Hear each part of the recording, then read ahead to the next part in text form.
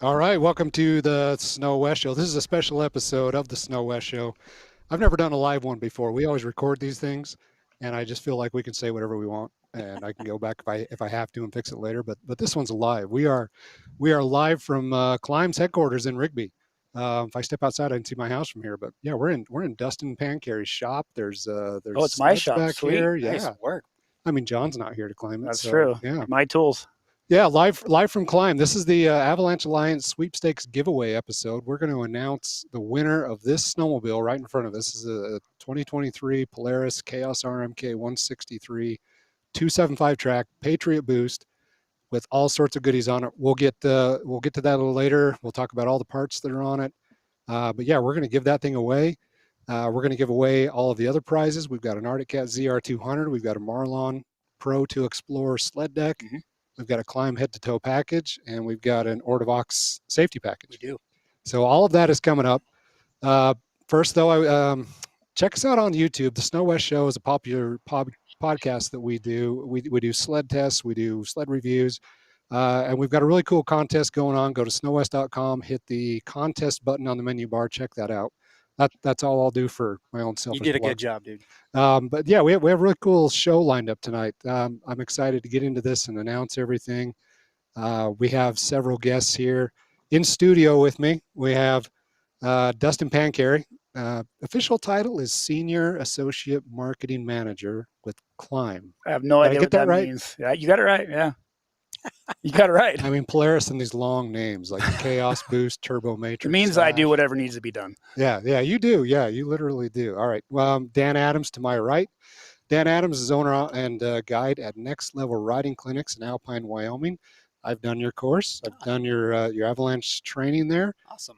Dan offers private riding instructor courses, Avalanche awareness courses. He's also a Polaris factory athlete and a Climb backcountry team athlete. Dan, you've been around the sport for a long time. John, will you throw Vicky and Matt on the screen with us? We've got a couple guests coming in remotely. John Farian, he's in the background. He'll be producing this episode, kind of monitoring what's happening on the screen, everything that you guys can see at home. John's been involved with Avalanche Alliance since the get-go. We also have Matt Entz joining us from South Fork, Colorado. I'm assuming he's home. Yep, He's probably where he's Yes, at. sir. Matt, you're also owner and guide at Mountain Skills, which is based in South Fork, Colorado. You're right outside of Wolf Creek Pass there. Normally you have amazing snow, but I think you're kind of in the same boat as the rest of us right now. You are a motorized level 1, level 2 certified Avalanche instructor, Polaris factory athlete, kind of a teammate with Dan here, and also a Climb backcountry team athlete. And also from Colorado, we have Vicky Hormuth. She is the executive director of the American Institute for Avalanche Research and Education, otherwise known as AAIRE. That's right. Did I get that right, Vicky? You nailed it. All right. Say it 5 times fast. No, one time. No, we're gonna quit while we're ahead. Vicky, will you take a second and just tell us briefly what is AAIRE all about and what is your role there? I've kind of done a little research with you, and sorry to cut you off. You spend a lot of time in the backcountry. You are a backcountry enthusiast, mountaineer, mountain biker. Go ahead and tell us what your role is there. Yeah, so I'm the executive director of AAIRE. AAIRE is a nonprofit organization. So executive director is akin to like a CEO of an organization. So I'm really responsible for setting the strategy along with the board of directors of AAIRE, and then making sure that my staff has all of the resources they need to put that strategy in motion on the ground. And so what does AAIRE do? I know a lot of the funds, Avalanche Alliance has been around, this is its 5th year as the Alliance. It's raised a ton of money. We'll talk about that in a minute. And a lot of this money has gone to fund some educational aspects that AAIRE is in charge of. So what do you do there with those funds as they come in? Yeah, so quick glance back into history. AAIRE was created 25 years ago by a group of people who saw the need to create a standard for avalanche education in the industry. And about 7 years ago, We understood from the motorized community that the education that we had created was far too specific for skiers and splitboarders to be translated to the motorized community. So we pulled together a group of motorized folks and created a motorized oriented curriculum and started training instructors to teach that motorized curriculum, including Dan Entz.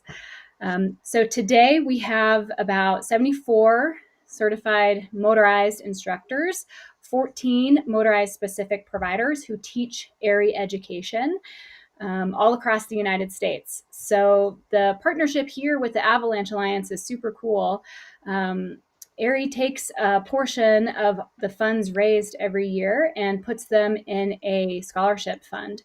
And every year we award out scholarships for folks interested in taking recreational courses, professional courses, and instructor training courses.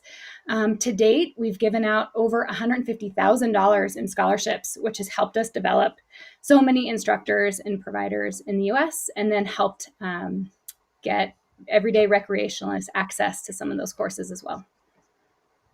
That's really cool, and it's the coolest part about this alliance is that money has come from snowmobilers. This is a motorized category, creating funds and helping AAIRE, which also works with non-motorized users, and creates this new category of motorized specialists that teach backcountry and avalanche safety education. Thanks, Vicki. Dustin, so you've been with Climb. You've been around the industry for a long time. SnowTech Magazine, shout out to those guys. They do a fantastic job. You've been one of their test writers and writers. You've worked at Climb for quite a while now, 10 years now. 10 years, yep. Man, happy birthday. Yeah. That's impressive. Speaking of Climb, we were out riding last week in our good 1.5 feet of snow that we have here. And I rode in that new Atlas 14 vest. Yeah. And I like that. Like I was going to go do a review video, but I think I had the leg strap on wrong. But I'll be wearing the vest over the backpack now. Nice. I'm really impressed with it. It really spreads the weight out. It does. That's what it does. Yeah, it gets rid of the monkey on your back feel, and you just carry the weight over your body a lot better. But Dustin, you kind of have a side role in what you do at Climb, and that is it de facto director of Avalanche Alliance? I wouldn't say that. That's probably John. I mean, this was really kind of a brainchild from John, myself, and a couple of guys, but he's really the one who got the ball rolling. So John Summers, John marketing Summers, manager for Climb. Yep. So props to him. But between him and I think we really kind of initiated the start. And then as far as maybe some of the background, just operations, kind of boots on the ground stuff, I feel a role for probably a majority of that or some of that anyway. So what does that entail? What is boots on the ground with Avalanche Alliance? A lot of it's just the tour, the Avalanche Alliance awareness tour. We use that as kind of the grassroots effort to spread the word about the Avalanche Alliance, to create the awareness on avalanche safety, to help create some of the funding for the sweepstakes. It's really just kind of in-person advertising, maybe for lack of a better term, and that's a big part due also to the help of Dan and Matt travel together when we do those presentations. So it's just a way to really try to get in front of people and get the awareness, to reach as far as we can. So what is the reach? Like you guys were in Alaska last week, is that right? Yeah. And they got a ton of snow, so I'm not positive of why we're back. It hasn't stopped snowing since we left, from what I understand. And all of you from Alaska that are listening, yes, I am going to come back. Just give me some time. Maybe tomorrow. You have to come back if it doesn't change. You're going to drive up there with your turbo build? Oh, man, to take my snowmobiles to Alaska. So, Matt, this is a question for Matt and Dan. How many of these clinics have you, seminars, I was going to say seminars. How many of these seminars have you done over the years with Avalanche Alliance? I think we were about 60. So I think over the last, 4 or 5 years, we've definitely, and we've had certain years where we really hit the ground running, and we did that big Midwest tour where we were just dealer for dealer and just kept going. It slowed down a little bit this year, just conflict with scheduling and things like that. But I'd say overall, we've done about 60 of them. And, even just the last tour that we were just on in Alaska, I mean, it's amazing that you get to these dealers, and especially for as spread out as some of these communities are, I mean, we're still getting, over 100 people at these things. And so I'd like to think that we are networking this message and just how important it is. And all we're really doing is just sharing our influence, our stories, kind of our background of like what made us the instructors, or even the riders, or the people that we are. And it was always coming from something that luckily was a positive outcome, but it was certainly this, what I like to call, and you guys that ever been to one of my classes or heard one of these Alliance presentations, is just sort of my emotional bookmark that like got me to really start to focus on my own training. And then obviously we took it a big step further by building businesses around that and networking out this type of training to as many people that are willing to listen. So Matt, I know you're there. You just got back from Alaska as well. What's the farthest east that you guys have done these seminars? Oh, we were in Milwaukee this fall. Have we been any further east than that? No, that's the furthest we've been so far. We've had invitations to go clear to New York, which we probably will end up doing at some point in time. Yeah, but you can only get so many in a fall. And so a lot of people don't realize that when you talk avalanches and avalanche safety education, educating people out in the Midwest and in the East, they're very interested because a lot of them come out here once or twice a year, or they're planning a big Western sled trip. Is that?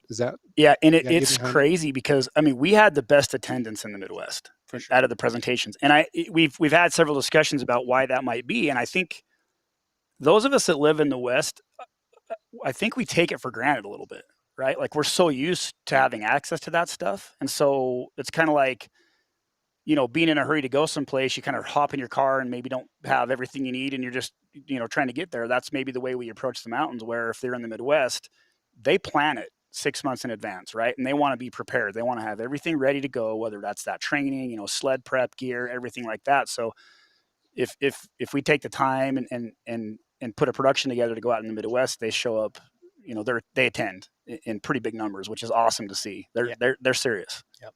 And we're somewhat complacent to these mountains that we've grown up in. Like you get these riders that you've been in. I'd use myself as an example of just the riding areas that I've been to so many dang times, whether it was with a clinic or with friends or just out free riding, and they've never shown signs of anything happening to them. So you get complacent to these areas where you almost have this like false sense of safety, and we kind of refer to that as like this expert halo of like, well, it's never done anything, so why would it now? And it's kind of the wrong decision. But it'd be, again, to your point of these people that come from the Midwest, they're coming out here, they want to make that trip very enjoyable. They're spending a ton of money. They're going to really kind of select one or two spots that they're going to go. And so they're highly interested in this type of training. And so that's why those attendances at those dealers have been really, really good. So, Matt, have you seen a shift in the Western snowmobilers as far as what Dan's talking about, like Western snowmobilers being more aware of like, hey, this actually could go wrong on me? I think overall there's been a difference made everywhere. It used to be really difficult to fill a course, no matter where they were coming from. And now, thankfully, people are pursuing that education. They want to take it, and most courses are full. Just kind of an example of, we're in the middle of a level 1 right now. Today was our first day with this one, and we've got one person from the Northeast, 6 from Minnesota, and the rest are from Colorado and New Mexico. But it's really rare that we don't have at least a group of people in one of our courses that is coming from the Midwest. Matt, in a nutshell, what is a level 1 and a level 2 and a rescue course? What are the differences between those? Yeah, real short version. Level 1 is starting from the basics. There's no real training expectations coming in. Any rider is welcome. It's a motorized specific, so snow bike, snowmobile, it doesn't really matter. It's a 3-day course with some classroom time, some time designated for rescue, some time covering lots of things on the snow, terrain recognition, understanding the different types of avalanches, really working with understanding what resources are out there, trip planning, teamwork, slope measurement, stuff like that. And then the designated rescue course is a full day of rescue with more variety of scenarios, advanced rescue techniques, getting into multiple burial situations, which I hope never involved with any of that stuff, but just really hitting on a lot of variety as far as the rescue and dialing in that teamwork and how to be as proficient as possible with that. And the level 2 is taking things just further, diving in more with those resources, getting more in touch with the snowpack makeup and kind of geeking out with some of that stuff. But the way that we're doing it, we're really focusing kind of with it, advanced riders and learning in the terrain that they're going to be riding in, and a little more of a mentoring where they're doing a lot of the work, and we're there to help them along with it, and really incorporating their Avalanche eyeballs and the Avalanche conversation into their writing, where we make it normal to be looking for certain things and talking about them while we're writing. And so you leave a level 1 or a level 2 with a certificate, like you've earned certification. Yeah, upon completion, there's a certificate of completion that is, as far as with our AAIRE courses, it's in the AAIRE database. You get an account that you access through the AAIRE website, and then that stuff is available for you if you ever need it for anything. And then Dan, your program at Next Level, you teach Avalanche awareness. I do. And Yep. so this is not a certified course, but yeah, it's a non-certed 1-day course, kind of half-day classroom. I would say that it follows very similar guidelines to a rescue course, just meaning that my biggest focus is, once we're on the snow, it's just all about scenarios. So practical use of our equipment. So it's, instead of doing it maybe 1 or 2 times where we sort of dabble into rescue, we really make that a priority, because I'd say that the practice component of it is really what's going to make us effective. And so I'd say to total out what I do, there are some things that we'd call like the necessary evils of things that are like in the classroom, because I think a lot of people assume motorized curriculum means like, let's get out and get in the snow and get our hands in it. And so we do some of that in the classroom, and then we'll spend the rest of that afternoon doing scenario after scenario. And it's because in the beginning, those scenarios are pretty clustered, even if I'm using sort of myself and my own knowledge along with my guys as sort of a walkthrough, so that these guys and gals know how to do it properly. And then we just work together throughout the day. And I tell you that by the end of the day, man, you see a lot of lights coming on. A lot of people are like not nearly as freaked out about pulling their equipment out and actually working and talking and communicating as a group. And then you, throughout the day, you find out who your assets to your rescue are. You find out the people that are just like, they're taking it seriously. They're the ones that want to be those natural born leaders. And I tell you that snowmobiling is a group sport, and in an avalanche rescue, it is very, very, it's all about your group. If you're the one that's under the snow, it doesn't necessarily matter like how much you know.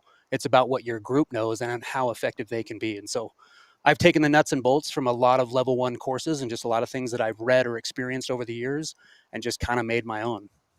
Yeah, and it's very informative. Ryan, I think it's important to mention, as we heard what Matt was talking about and Dan was talking about. So, there's these levels of these courses, right? There's also the rescue course, which you mentioned. There's your 1-day course, level 2, level 3. But the important thing is, these are all an on snow, in the field, get your hands dirty type of training course, right? So we talked a little bit earlier about our awareness tour, and that's really an effort to motivate people to go get the on snow training. So even though we talk inside those dealerships and we do those awareness presentations, there's some tips and tricks, and we'll educate them on a few things like that. But that's really kind of the precursor, or the hoping that's the inspiration to get them to go sign up and get on snow training, because that's where the knowledge is really going to come. And there's other providers out there that offer those 2 things that aren't necessarily involved with us tonight. But I always like to make sure that we understand the difference between what's, this awareness presentation versus, okay, we're actually going to get on snow training, because that's where we're really going to apply the skills that we're learning. Yeah, absolutely. So Vicky and Dan and Dustin, we're gonna get to you guys in a second. I know you have some information prepared, but I put a post on the SnoWest Magazine Instagram account last night, just asking for random questions from anybody. What do you want to ask Matt Entz or Dan Adams about Avalanche state safety or usage, or how do you guys want to go through a couple questions? Yeah, let's do it. All right, I'll hit you. Let's start with Dan. Question number 1: what is a hoe shovel, and is that what I should be carrying? The hoe shovel, and we kind of went away from this because it just gets a lot of laughs and things like that you could take a shovel and go into hoe mode. I would just tell you, like, let's put it into chop mode.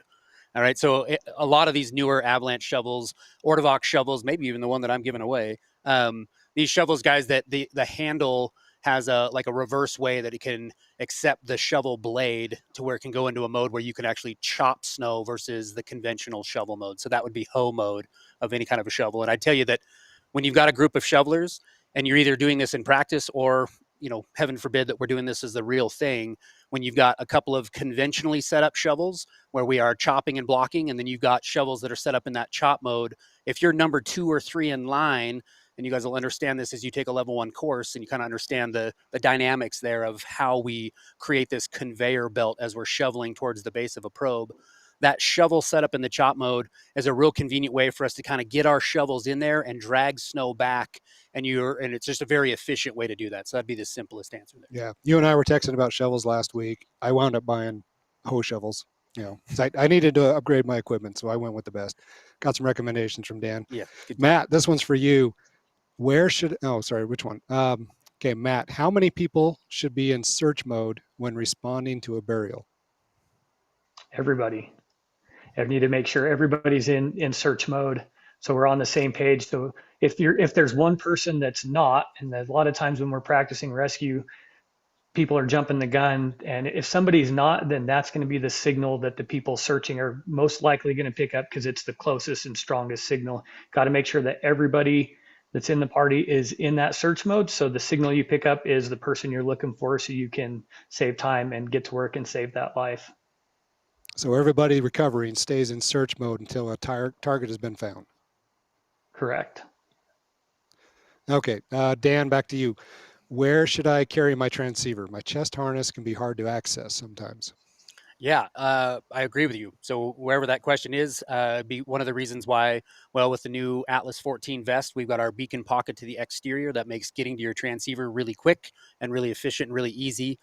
We also created what we'd refer to as like the quick draw harness that many of you guys have seen. I have posted a few things about it. It's a new product from Climb that I've been working with Climb for the last few years on. And it's just another alternative to where you could put your transceiver. And it's basically like you'd wear a drop leg holster for a pistol. It allows you to zip your top zipper of either right side or left side of your leg and zip down and have that transceiver right there strapped to your leg. So it is, I would say, a more robust way of keeping your transceiver connected to you, versus if you're not going to wear it in the holster that's provided, people wearing it in the jacket or the pants pocket, and they're simply clipping their transceiver to like the goggle wipe clip that's in there. I would tell you that was never designed to be strong enough to hold the transceiver. And so we came up with the quick draw as just another alternative to do that. But like I said, I am a firm believer, and I'm wearing the new Atlas 14, and I love having that ability to grab my transceiver in a rescue, guys. To be an asset, to be the guy that's there and on scene, and you're using your transceiver correctly, it is about being able to get to it quickly. Time and time again, when we're doing something simple like a wagon wheel, like a group check in the beginning of the day, I can tell when a transceiver is very difficult to get to when I get people out of my shop. They've just gotten dressed. We go form that circle, and I tell people to get transceivers out, and you see these guys they're like, you got to be kidding me. I got to go get that thing. And in the form of rescue, like, I can't even believe what that would look like, of people just digging through how many layers of clothing to try to get to those transceivers. So my bet is you put it where it's convenient to get to it. And we are continually coming up with better options so that you can do that. You can easily access this. All right, back to you, Matt. And this one's pretty relevant to you. All of the training seems to center around recovery. What should you do if you are caught in an avalanche? Oh man, that's a great question. So the very first thing, if there's any sign of it, if you're happen to be wearing an avalanche airbag, is get a hold of that handle and get that thing deployed, so it can have an opportunity to do its part to hopefully help keep you at or towards the surface. Otherwise, you want to try to stay as calm as you possibly can. There's questions of if you should stay with your snowmobile or not. If you can stay with it and stay safe and stay above the snow in that manner, or get away from the avalanche, whether that's above or to the side of where that debris is going, that's going to be a great thing. I would say if you have a choice and if the snowmobile is going to become a hazard, then get away from it, get above or to the side of it. And hopefully if something happens, people in your group have eyes on you. So anything that you can do to give them a visual and try and stay towards that surface are the things that can be helpful. I think that's a great question for Matt, because I mean, Matt's got a pretty powerful story about Been in a few the examples. experiences that he's Absolutely. been in on the mountain, sliding down, and he knows kind of what reality is there. So that's That's about as accurate as you can get. Yeah. Speak from experience. The reality, and the reality is that it's not a pleasant situation, and you don't necessarily have the opportunity to dictate or do much. So that quick response with the handle, if you've got that pack on, I'd say that's definitely a priority. Otherwise, you're at the mercy of the snow, and that's not a good feeling. Yeah, and just one thing to add would be to try, and granted on the word try, but try to get into that whitewater position. Try to do your best to get your feet downhill. So kind of whatever you've got to do to get there. So a piked position, trying to stay as high as you can. I would say that when you're in that whitewater position, you guys can kind of picture that as you're going through the whitewater, keeping your feet downhill, and trying to keep your body, your torso as upright as possible would be helpful. That's good info. All right, I'm going to combine a couple questions here. The next one, Dan, does a cell phone in airplane mode interfere with the signal, or does your radio interfere with the signal? Also, somebody else asked, do things like heated gloves, heated jackets, do those interfere? So it's a great question. We can use Dustin's help in terms of what Climb has done is sort of independent studies talking about things like the heated glove and things like that. What I would touch on, guys, is a cell phone, whether it's in airplaner mode or not. Let's not question that. Like if there's an if, a maybe, a shouldn't, or like I'm not positive of, the biggest point that we could make there is let's just keep all forms of things that send signals or make noise away from our Avalanche transceivers. You guys have seen my videos. I'm a big advocate for the handlebar bag. I really like keeping my phone into that. So as I step away from my snowmobile, I am in search mode and my cell phone is nowhere near me. So I would just tell you, I would err on the side of caution and just not have it turned into airplane mode or not. I wouldn't have it anywhere near me. So leave it on the sled or power it off in the event of a rescue. The radios, remember that when we use a two-way radio, that we're not broadcasting, we're transmitting. And so I would tell you that your radio close to your transceiver, if you were keying the mic, if you were actually using your radio while you were in search mode, there may be an opportunity for that noise to actually cause some interference with your transceiver. But the likelihood of you keying the mic while you're down in search mode is pretty unlikely. So do I say yes, use the radio as a form of rescue? And I will always say yes. True story on my behalf. Talk about radios saving lives. Yeah, firsthand experience for Dan. And that video, we've seen that video too. And that saved lives that day. There's no question that you were able to get on the radio and tell everybody to pull their bags for sure. So, the radio is definitely a safety tool for sure. But I think any electronic in general, the rule of thumb, and I think this is kind of the direction that the Avalanche industry is headed right now. There's been a lot of research and a lot of discussions put into the electronics part and interference over the last year to 2 years. And the general consensus is, any electronic, it has the potential to interfere with the signal. Sure. So the answer I think that most people are starting to adopt is test with your own equipment. And start with the advice that we know, keep the cell phone away. Keep those devices away if you can, but like electronic gloves and even maybe an electronic airbag. Yeah. Is there things there we need to be worried about? And I think there is. I think we need to understand that there's some potential there. And again, you need to utilize and practice with your own equipment. From a Climb standpoint, we've taken some measures to reduce and I think almost eliminate that electronic interference with some shielding and some things that we've done with our electronics and our batteries, knowing specifically that they're going to be used in close proximity to a transceiver. Yeah. So I would never guarantee that there isn't any interference, but I would say if you're practicing and you know how your transceiver interacts with your gloves while they're on, that's the best thing you can do to be prepared. Yeah. Avalanche airbags. Go ahead, Matt. I was going to say there's a really good kind of standardized document that's out now that was put together by a large group of industry companies that gives good general recommendations for distances, whether you're in send mode or in search mode. And I'll see if we can just share that photo in the comments or a link for people to see that. Is that on the Avalanche Alliance website? It's not, but I think that's a good thing that we ought to get up on that website. And this document was just barely actually created. They had the workshop here, what was it, 6 weeks ago, I think, or 8 weeks ago. And so this is kind of new news, or the standardization, I should say, was just created. So yeah, go to avalanche-alliance.org here in a few days. We're gonna get Matthew to throw that on there. For mayor, I'll get it done. All right. Okay, let's do one more question, and then we'll get back to Vicky. I'll throw this out to Matt and Dan. You can run through it together. Give us a rapid fire, step-by-step response, like an on-scene scenario. Say there's 4 riders in the group. You see an avalanche. One guy is buried. What do you do? Matt, go for it.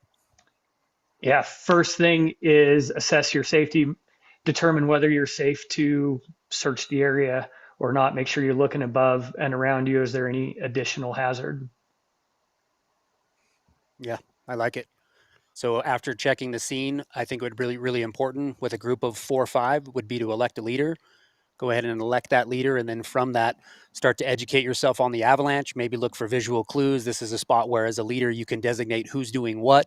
At that point, you could start to organize. You could start to delegate, who's getting out some equipment. You could delegate who's going to go into search mode. At that point, you could remind everybody of electronics and things like that. Keep going. Yeah, we Matt. need to make sure everybody gets on the same page and gets into search mode. Depending on the scene, what's the size of this?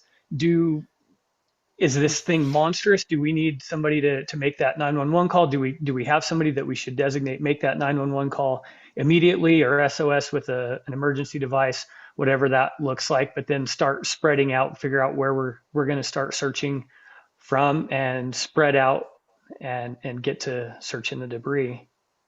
Yeah, and everybody just kind of take a direction, use your mountain voices. If you're spread out far enough and the weather is just you're not in a great spot where you can still use the radios to communicate. And then once you start to obtain a signal, be sure to start calling that out and allowing your other rescuers to kind of know whether you're on the right track or not. We're obviously looking for those numbers to decrease. As they do, you want to continually announce that out. And then as you get closer to that through your course search and into your find, you can really start to be very communicative to the rest of your group. And at that point, if you are noticing that there is one person that you need to rescue, as a team leader, you could start to, again, designate who's going to start getting out tools. So as you get down to that pinpoint search, you've actually got probes, necessary tools out, probes, shovels, that sort of thing. Yeah, the communication is huge. I love that term from Dan, the mountain voice. Really make sure we're on the same page, communicating with each other and being efficient with the time that we have. Again, the goal is to save that life. So working together, we don't need everybody to get down and do a find search. Hopefully the group has practiced and has taken some training and trust each other with that. So when somebody really hones in on that reliable signal, we trust them and allow them to move forward with that. And everybody else is going to need to get a shovel out. We might get 1 or 2 probes out. And once that find search is completed, we'll get into probing. Yeah. And once we probe, look for that positive probe strike. When we do, let's leave the probe there. That's the identifier that we have something under the snow that we should investigate. It also tells us the depth. And from there, with proper shoveling techniques, let's go to the base of the probe and see what we have. And then from there, take that information and lead to the airway.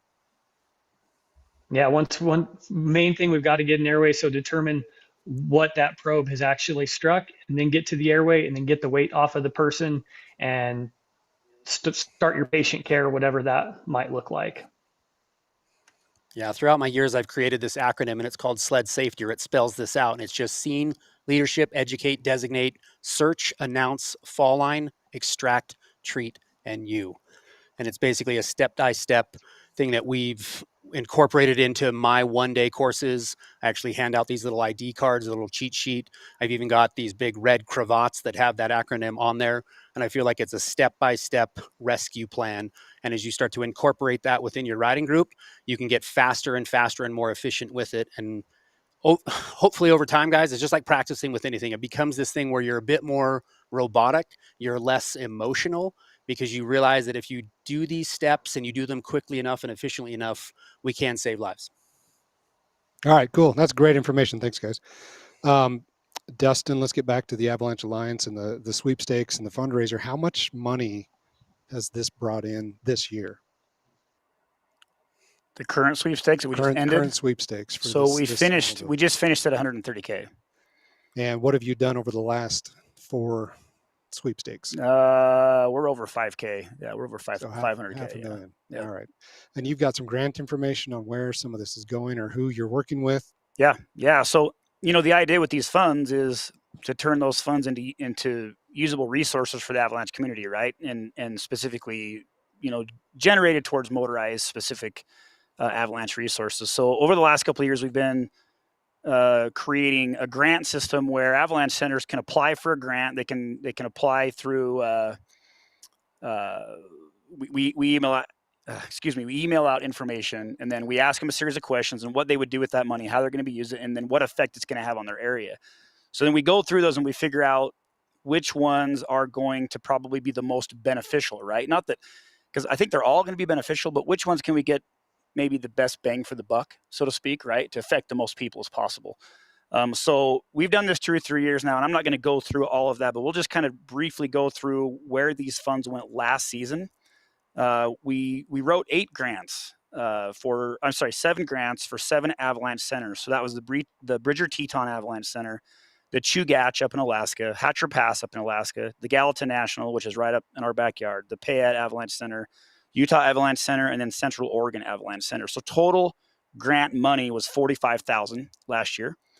And it's pretty cool because as you start to look at some of these proposals that they gave us, I mean, they're affecting a lot of people with this money. So we've got a weather station upgrade. We've actually got 3 weather stations throughout those different Avalanche Centers. And if you think about it, we all want to see what the forecast is. We get up in the morning, Dan and I are going to run up Squaw Creek. There's a forecast center that's going to tell us some information. And that information is partially coming from a weather station up on the mountain, right? And so that gives us real-time data. And anybody can go to avalanche.org and pull up those weather stations and look at real-time data. So we really like these types of grants because they benefit the whole motorized community and, in fact, also the non-motorized community as well. Anybody in the backcountry that's going to need that information. So a couple other things. Another big one is the Island Park area. Again, this one's real close to home for us, but they did not have a forecast. And this year, starting here about a month ago, we will now have a 7-day forecast, which is one of the biggest destination riding areas in the West.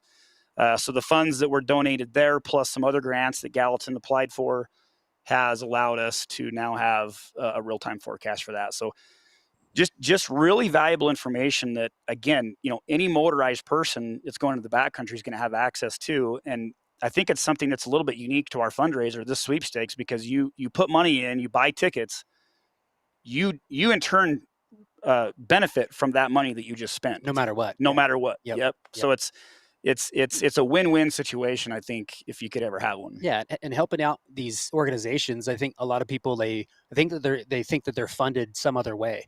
And so I help with the Bridger Teton, and I try my best to donate and to do the things that I do there. And guess what? I mean, that whole thing is off of donation. Yeah, it's all fundraisers. Yes. Yep.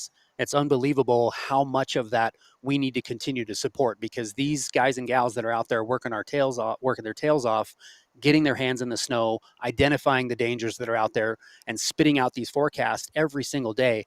The amount of work that it takes is unbelievable. And the fact that it's all sort of privately funded, right? And all of these donations. So doing this type of thing every single year, guys, I get it that we can only give away a certain amount of prizes to a certain amount of people, but just to Dustin's point, every time we donate to these organizations, we're helping ourselves for the riding areas that we frequent, man. We'd love to be there. Let's get a forecast so that we can all stay and ride safe.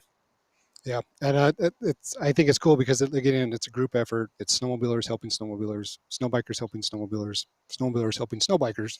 It's unbelievable that you put all that together and didn't mess it up. It's tongue twister for sure.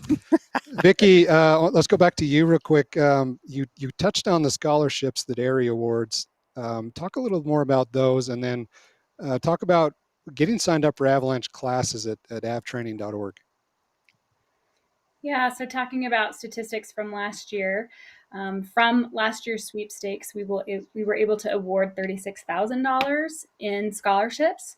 And like I said, that's split between the 3 audiences that we serve. So instructor training, people looking to become an AAIRE instructor, professional level training. Maybe you are looking to become a motorized backcountry guide. That training is perfect for you, and a prerequisite to become an AAIRE instructor. And then for recreationalists, folks who are going out there looking to take a class from people like Matt. So last year was about 35 people, and and we've been able to do that amount of money every year since we've been partners with the Avalanche Alliance. At the beginning, we had a huge pool of money, so maybe a little bit more at the beginning, but it's something that we really look forward to continuing on. Typically, we give those scholarships out in October. As Matt and Dan have said, these courses fill up pretty quickly, and there's not of motorized specific providers currently in the US. We only have 14 over at AAIRE. So we do these scholarships pretty early in the fall so that you have an opportunity to plan your winter out and guarantee a spot on your course. So all that scholarship money has been given out for this winter season, but look for that again. We'll post an announcement on Avalanche Alliance and on AAIRE over the summer. Never too early to start thinking about your winter. And otherwise, if you aren't interested in a scholarship and are really excited to go and take a course this winter, head over to our website. That's avtraining.org. And there's a button that says Find a Course, and that'll take you to a page that lists every single AAIRE course that's happening in the United States. You can filter that by course type, so filter that down to Motorized immediately, and then you can filter it by date, you can filter it by state, and you can find a course that's coming near you. All right, doesn't get easier than that. Nice. Well, let's talk about the prizes that we have. I kind of went out of order there, but we had some amazing prizes here. We generated $130,000 this year alone on sweepstakes donations, money donated to this cause. Grand prize that we're going to announce here in a few minutes. Grand prize is this 2023 Polaris Patriot Boost Chaos RMK, a 165 2.75 track. This thing is loaded with a lot of custom parts that, Dustin, you put this thing together, so you're very familiar with this. Total value on this package is $31,291, and that includes upgrades from Arctic FX. They donated a custom wrap. You can find out more about them at arcticfxgraphics.com. The sled has Ice Age rails, Ice Age Hellfire wheels, Striker A-arms, and the Elevate spindles from Ice Age. Check those out at iceageperformance.com. There's some SLP Mohawk skis, an SLP head, starting line silencer, and a clutch kit. You can find out more about those at startinglineproducts.com. The sled also has a ZRP, that's Zollinger Racing Products, master cylinder cover, a lightweight brake rotor, and a titanium bolt kit. Check out ZollingerRacingProducts.com. It has a Pro Armor front and rear bumper. Those are in collaboration with Next Level Clinics. Check those out at ProArmor.com. Has a Seat Concepts seat, lightweight seat. And Dustin, you were talking about Seat Concepts. Yeah, it was kind of cool. So these guys make dirt bike seats, and I've used them on my dirt bikes for years. But I was talking to them the other day, and we were just found out they had bought the old Boss seats. They own Boss seats, right? And they still make some of the old Boss like seats. So like for an Edge, I'm kind of going through restoring an Edge, like a vintage build, and they have a brand new Boss seat, like right out of the box, still available for it, which is way cool. Yeah, that's a throwback to the early 2000s there. Yeah. Check them out at seatconcepts.com. Lastly, we have from Zollinger Zebros Racing Exit Shocks. It's a really high-end shock line from Zebros Racing. It's a proprietary product. Zebros billet pull handle and Zebros stirrups. You can check all that out at zebrosracing.com. First place prize is also something cool. This is a $6,207,000 sled deck from Marlon Products. It's a Marlon Explorer Pro 2 sled deck. This thing has a 10-foot telescopic ramp. It's one of those sled decks that can extend wider. Yep. You can put two sleds on. If you have one sled, you can pull it in narrower so you can see past your mirrors. See more at marlonproducts.com. Second place prize is a 2024 Arctic Cat ZR200. This thing is worth $5,500, donated from Arctic Cat. Perfect sled for young riders to get out and explore. It's electric start. It's a 4-stroke. It's SSCC Trail certified, and you can see more about the ZR200 at arcticcat.com. Third place prize is a Climb head-to-toe winter package. This is valued at almost $3,300. So this includes a Climb lock saw, one-piece Climb F3 carbon helmet. That's my pick. Love the F3. Climb Atlas 24-liter Avalanche backpack, the Climb Edge goggle, Climb Adrenaline Pro S GTX BOA boots, And you can see all of the climb lineup at climb.com. Fourth place prize is an Ortovox safety package valued at $1,700. This includes the Direct Rescue set, which comes with an intuitive avalanche transceiver that's rechargeable. Yep. It's kind of unique. The aluminum 240 lightweight avalanche probe, the Badger lightweight aluminum shovel with ergonomic handle. It's not the hoe shovel I get it. that you're talking about. Mm-hmm. And the Avabag Litric Freeride 18 avalanche airbag. Dan was talking to me about that earlier tonight. That sounds pretty cool. Yeah. You can check them out at ortovox.com. All right, let's give these things away. Let's flip it around. Let's start with you, Dan. You're going to announce fourth place. Yeah, We'll copy start that. with the Ortovox package. So take it from here. All right. So once again, guys, Ortovox safety package, total value here at $1,700. It includes this Direct Rescue set. Pretty cool, lightweight setup, and it's just obviously just sort of an all-in-one deal to get you mountain ready. The Direct Intuitive Avalanche Transceiver, it's got a rechargeable battery. It's something that I've got a lot of experience with, guys. I've been using the Direct Voice since it came out. It's very intuitive. It's awesome for somebody that's just learning, just because this thing is literally like Siri as a transceiver. It kind of tells you what you're doing right, what you're doing wrong. You can kind of follow those steps. And as you get better, you'll start to really understand how those transceivers work. So I really like the Ortovox line of transceivers. The aluminum 240, I use that probe currently and I really like it. The Badger lightweight aluminum shovel. They've got a bunch of different lines of shovel. This is a great one as well. And then the new electric, the Litric Freeride 18 Avalanche airbag is a pretty neat setup. And again, all of these companies going to this electric primarily so that we can practice. We can practice. We can plug these things in. There's no more canister. There's no more of that stuff. So it's really nice and should be no excuses from anybody that you're not out practicing with your airbags. And for more information, you guys go to ortovox.com. So we are going to give this to ticket number 119690, Lisa Lilyoden from Rogers, Minnesota. So congratulations, Lisa, on your Ortovox safety package. Nice. Congratulations. Nice work. That Yes. is awesome. Round of That's applause. awesome. Yay. Can we do a crowd thing back there as our producer? Can you? We got one person in the Flip it audience around- back flip it here. around Let's to show see our it. audience, There, our nice live job, audience Ben. in the studio. All right, Matt Entz, we're gonna go to you. You have prize number 3, the Climb head to toe package. Yeah, this is an awesome gear set. You showed it. We'll just go through it again. This is valued at $3,295.95.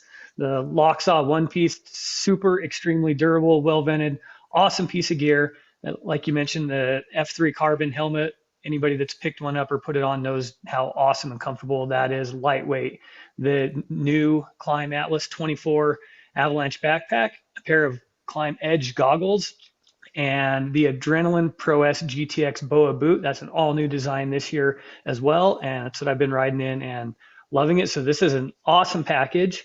And for that, we are going to go out of Nampa, Idaho, ticket number 84787. And that's Jumpin' Joe Morrow. So congratulations, Jumpin' Joe. Oh, I bet he's name, jumping right yeah. now. Congratulations. All right, let's move on. Second place prize, the 2024 Arctic Cat ZR200. Vicky, we'll turn that one over to you. Oh, sweet. All right. Yeah, I'm psyched to help get some kiddos out on the snow this year. And I think this person's going to be really excited to win this prize. Seems totally appropriate. Ticket number 8039, Alex Larson out of River Falls, Wisconsin. Wisconsin. Nice. Wow, Yes. nice. Congratulations. All right. That's awesome. You were just in, you were just. We out did there. a I wonder if he signed presentation in up out there. Wisconsin. Yeah. Well, I would imagine it was somebody that was at the presentation. I would hope so. That anyway. wide At least at open that was- show. That would be yeah. awesome. Nice. That's so cool. We're going to have to see photos of that young ripper. Yeah, out we're gonna there doing We'll his post thing. that to the Avalanche Alliance. We want to see that. And maybe Wisconsin's got more snow than we do. So who knows at this point? Let's hope they have some. Yeah. All right, congratulations, Alex. Moving on, first place prize, the Marlon Explorer Pro 2 sled deck. Dustin. Yeah, these Take guys that have been super generous. They've been involved with us since day one. Every year we've asked, no hesitation. Yeah, we're in, and every year they contribute more and more. So big thanks to Marlon and the support that they've given us.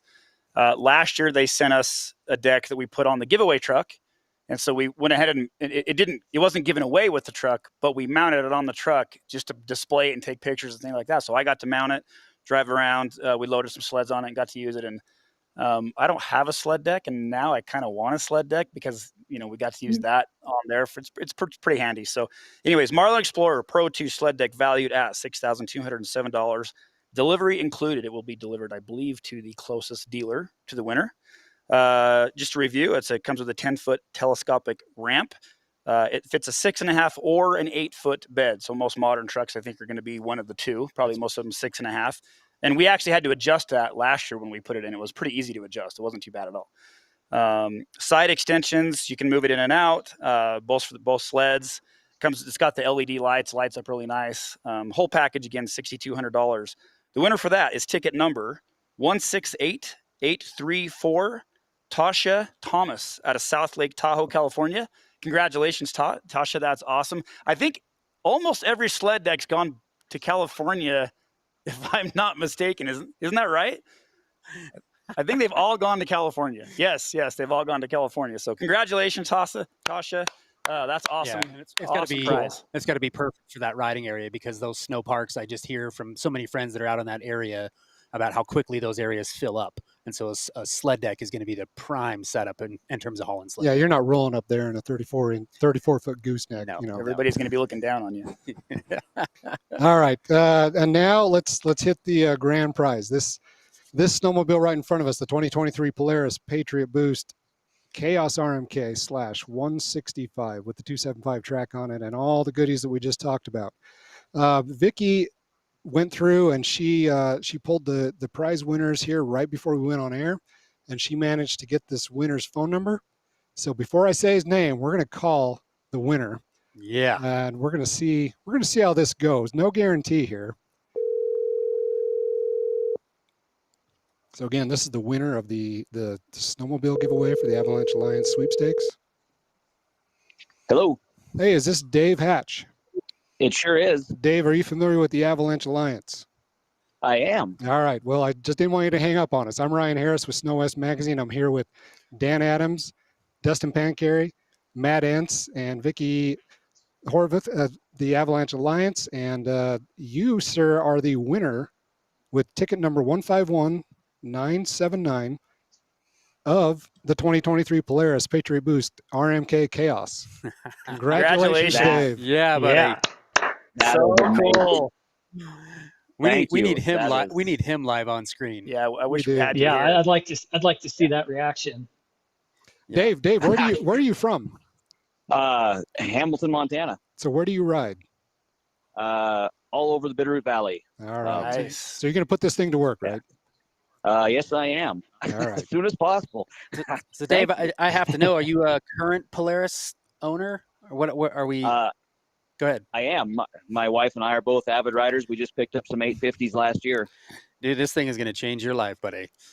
You are so stoked. We've been staring at this sled for a long, long time. I've had my hands on it, and we want to ride it really bad. So you better hurry. Ever since I entered the drawing, I've been eyeballing that sled too. So I'm really excited about this. So Dave, Vicky says there's a story with you and your entries. You picked up a big chunk of tickets, right? We did. My company, Hillcorp, gives us, they'll match some funds if we donate them to an organization that we really feel does good. So we picked up some tickets, and I had taken a Ride Rasmussen clinic, my wife and I, and we came out of it completely changed as far as our awareness of avalanches, and we're trying to get all of our friends involved. And I was really glad that I was in a position to donate money to a good cause such as that. And now I win a sled too. That's fantastic. That's so cool. Yeah. And on behalf of the Avalanche Alliance, we want to thank you for your donation and thank everybody for their donation to the Avalanche Alliance. The funds are well needed and well put to use. Absolutely. All right, Dave.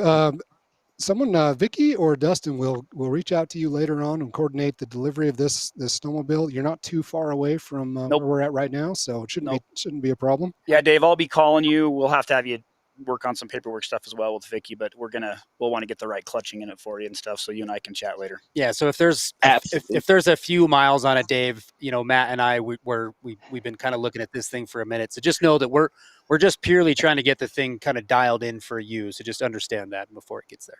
I suppose in these circumstances, I'll be willing to overlook that. They might put their custom autograph in the form of a scratch. So when you say overlook, Character. like Character I don't know, mark. 200 miles, 500 miles. Well, Yeah. I mean, it's got to be broke in. That's So right. Well, outstanding. we Thank certainly you. appreciate it, Dave, and congratulations once again. Absolutely. Yeah, once again, Dave Hatch from Hamilton, thanks, Dave. Montana. Ticket number 151979, winner of the 2023 Polaris Patriot Boost RMK Chaos. This sled is upgraded, as you know, Dave, with an Arctic FX custom wrap, Ice Age rails, Hellfire wheels, Striker A-arms, Elevate spindles. It's got starting line Mohawk skis, head, silencer, and clutch kit. ZRP master cylinder cover, lightweight brake rotor, titanium bolt kit, Pro Armor next level bumpers, seat concept seat, exit shocks, Zebro's pull handle, and Zebro's stirrups. And this thing looks really cool. We've dragged this thing around to the Utah Snowmobile Show, the Idaho Snowmobile Show. It's been everywhere else in between. It was at Heydays. Went to Heydays. Yep. A lot of people have been involved in this project, and I want to add, Dave, these companies that donated these parts, all these parts were donated. We haven't purchased one part, and it's such a cool. You're in a cool industry when you call and you say, "Hey, we're doing this," and they're like, "Count me in." They don't ask for how much is it going to cost. Just count us in. Tell us what you need. They don't put a cap on it. They're happy to be involved. They give back to the industry. So I hope everybody that hears this podcast, they pay attention to who these companies are and they support them and say thank you, because these guys, they're such a huge part of this. Yeah, absolutely. I appreciate every one of them. All right, Dave. Congratulations again. We'll let you go now. Dustin will be in contact with you later on. And what a good job. I mean, let's give a round of applause. I mean, everybody involved. Awesome. Yeah. Congratulations to everybody involved. What a cool event. All right. So the prizes are given away, which means we got to get started on next year's stuff. I think it's time to start. We've already got some ideas. Yeah. We know we have an idea what the grand prize is going to be. We're not going to talk about it yet, but there's going to be a little bit of change. So this will all be revealed. Heydays 2024. Probably be some teasers about it earlier on. Yeah, we'll do some teasers. If anybody out there, company that wants to donate and get involved by donating parts or helping fund, get a hold of Dustin Pancarry. You can reach him at Climb headquarters. Always looking for people that want to support the Avalanche Alliance and get involved in the industry and help out with this project. Yep. And every year we get more people coming to us and offering, and sometimes we're too far along in the process to have them help. And so we really just hope they'll reach out to us earlier so that we can get them involved, because I mean, the more help we can get, the better. The more people we can get to spread the word, the better. And I think, we're gaining some momentum with this now. And I think we can reach a bigger audience and just continue to make a difference. All right. Well, with that, we'll wrap it up. I want to say thank you to John Ferry in the background, taking care of this and switching everything background. I can see John right there on my screen. Great job, John. Vicki Harmuth, Executive Director of AAIRE, American Institute for Avalanche Research and Education. Thank you for taking the time to come on here with us and all that you do, Vicki. Matt Entz, Mountain Skills down in South Fork, Colorado. I've stayed at his vacation rental down there. It's a wonderful area. I haven't snowmobiled, but we did go dirt biking, and Matt is a phenomenal dirt biker. Good spot for that. And Dan Adams, Next Level Riding Clinics. Congratulations. Thank you for everything you do. It's always fun. Look forward to get out and riding with you since you're just an hour and a half away. And Dustin, nice work on this. You did a great job putting the sled together. Thank you. The wrap is pretty straight. You did a good job. That was my 17-year-old son. Oh, was it? It was. Jaden. Yep, he rocked it. Nice work, he did a great job. Lots of people involved that they don't necessarily get their names put out there, but yeah, he got his hands dirty with this one. Nice work, Jaden. All right. Go to avalanche-alliance.org and check out all of the information available there, as well as avtraining.org. And that's it. Let's wrap this up. Thanks, guys. Thanks to SnoWest. Appreciate it. Thanks, everybody. All right.